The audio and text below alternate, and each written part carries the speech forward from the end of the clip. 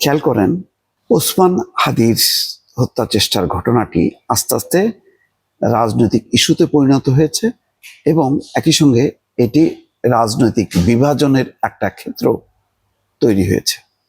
কিভাবে সেটা হচ্ছে সর্বদলীয় যে সমাবেশ ডাকা হয়েছিল শহীদ মিনারে, সেখানে সংহতি জানিয়েছে বিএনপি, কিন্তু তাদের নেতারা সেখানে উপস্থিত হয়নি।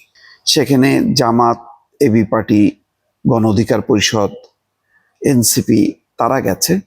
সভাপতিত্ব করেছেন আমার দেশ পত্রিকার সম্পাদক মাহমুদুর রহমান। এবং ওই সমাবেশে বেশ জ্বালাময়ী কিছু বক্তব্য। সেখানে বক্তাদের মুখে ছিল ভারত বিরোধী বক্তব্য, আওয়ামী লীগ বিরোধী বক্তব্য।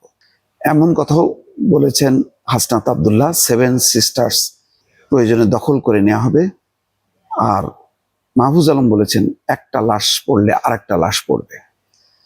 খুবই উত্তেজিত বক্তব্য। আমি খেয়াল করেছি তাদের বক্তব্যের ধরনগুলো। জামাত, এবি পার্টির নেতারাও বেশ কড়া সুরে বক্তব্য দিয়েছে। এই ধরনের সমাবেশের একটা সিদ্ধান্ত হয়েছিল ডক্টর মোহাম্মদ ইউনূসের সাথে যখন সাক্ষাৎ করতে গেছে 3টা রাজনৈতিক দল।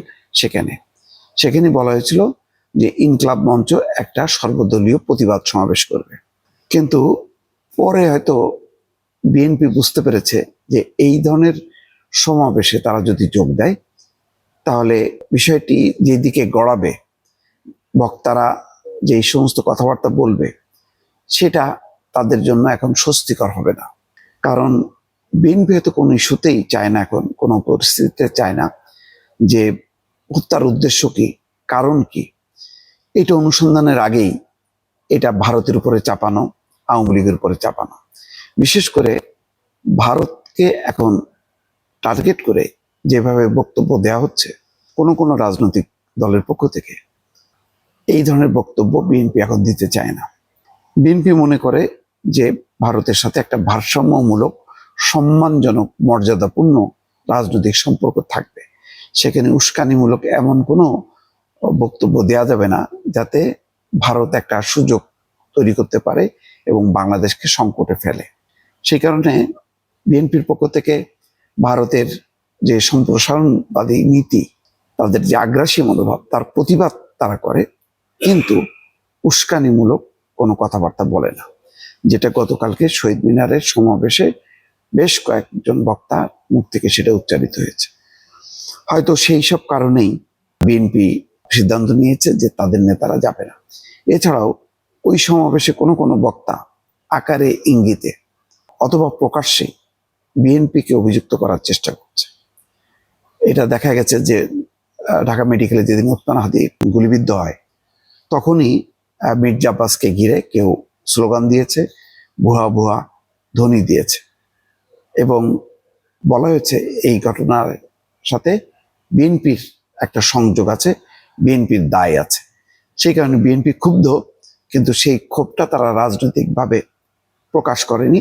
বিষয়টি তারা সরাসরি কোনো প্রতিক্রিয়া না জানিয়ে এটার রাজনৈতিক তারা প্রতিবাদ করেছে, কিন্তু কোনো সংঘাতে যায়নি, পাল্টা কোনো উস্কানিমূলক বক্তব্য দেয়নি। তো সর্বদলীয় যে প্রতিরোধ সমাবেশ, সেই সমাবেশের বক্তাদের ধরন কি, লক্ষ্য কি, উদ্দেশ্য কি তারা বলবে, এই বক্তব্যের সাথে বিএনপি হয়তো একাত্ম না। সেই কারণে বিএনপি এই ঘটনা থেকে তারা আলাদা অবস্থান নিয়েছে। এবং খেয়াল করবেন, ওসমান হাদির এই ঘটনার পরপরই কিন্তু পরের দিন তারা সারা দেশে বিক্ষোভ ডেকেছে, প্রতিবাদ সমাবেশ করেছে। কিন্তু এইরকম একটা মেরুকরণে, রাজনৈতিক মেরুকরণ, যে মেরুকরণে কেবলমাত্র ভারতকে উদ্দেশ্য করে উত্তেজিত বক্তব্য, সেই বক্তব্যের সাথে বিএনপি এখন একাত্ম না, অথবা তারা এটা সাপোর্ট করে না। তারা মনে করে এই ধরনের অবস্থানে যদি তারা শরিক হয়, তাহলে বাংলাদেশের স্থিতিশীলতা, বাংলাদেশের যেই অবস্থানটা, সেই অবস্থানটা ক্ষতিগ্রস্ত হবে। সেই কারণেই সম্ভবত বিএনপি ওই সমাবেশে যোগ দেয়নি। দর্শক।